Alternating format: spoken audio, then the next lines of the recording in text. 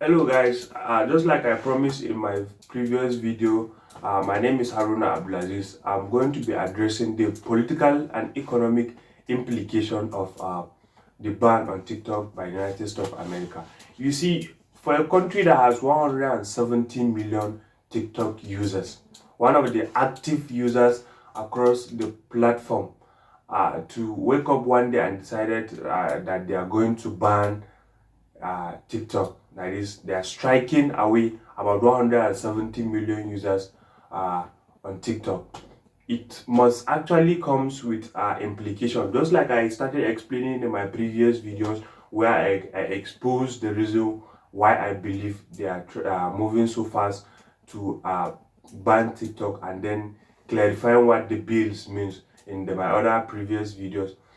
I believe there must be political implications and then economic implications. You see, for TikTok to be banned, it will have to officially go through about 6 months, and then before 6 months, definitely there will be a lot of happenings from campaigns to elections. Now, this video I promise to address the political and economic implication of the ban on TikTok. Now, the political implication, you see, for either Donald Trump or Joe Biden, who will eventually be in office when this bill actually reach its end, it has political dimension. 170 million TikTok users are eventually going to be voters in the United States of America. Definitely, there will be those who are below age of voting, but however, 170 million is a very large number.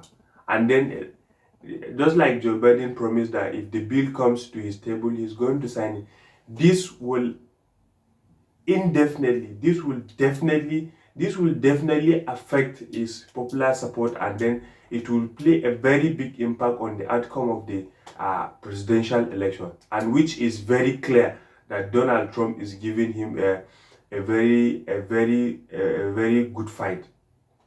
And from the way things are going, and from the Donald Trump comes, he said, though he doesn't like what TikTok are actually doing, he hates Facebook the most. So because of the hate he has for Facebook, he will definitely ensure that TikTok remains. Simply why? Because he wants to punish Mark Zuckerberg, which I believe has also political implication. So here you have a Republican candidate who is trying to tell you that, okay, he will do everything to ensure that TikTok is still in place as a competition for Facebook, which, because he has personal problem with Mark Zuckerberg and all that. While on the other hand, you have Joe Biden, who is at the verge of losing an election to a Republican, and then promising to sign the bill if it reaches its table, even though he uses TikTok. So this, I believe, it has political implication.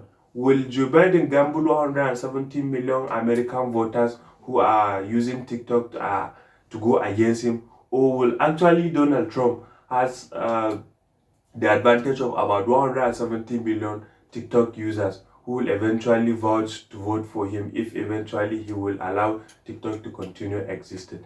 Now, that's the political puzzle, and then we'll see how it goes and how each of the candidates play their role as they go along with. However, the economic implication here is that TikTok has become so large that it's one of the largest tech companies that move resources in the world.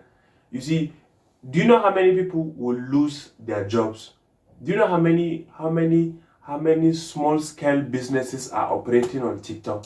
Do you know how many programs, how many projects, how many community service TikTok is actually doing in the United States of America? This is a very huge question, and this also, I believe, has economic implication, which will either be on the United States of America or its citizens. And then the Congress or the House of Representatives, let me call them generally politicians, are willing to gamble this economic implication, as long as their action actually serve their interests or the interests of their master. So I believe these are the political implications and economic implications. Now, The next question that I will be asking is, what implication does this has on the issue of human right, the freedom of speech, which America has always been fighting for across the world and across Africa, Asia, and other regions.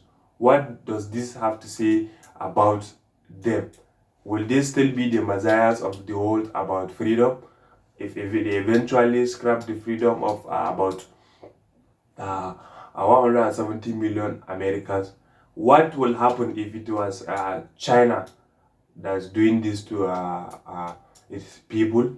What implication will it have on international politics and all that? These are puzzles we are going to be addressing as time goes on and as things unfold. We'll be waiting on what the Senate will do about the bill, what the presidency will do about the bill, and then if eventually TikTok gets banned, we'll also see how international politics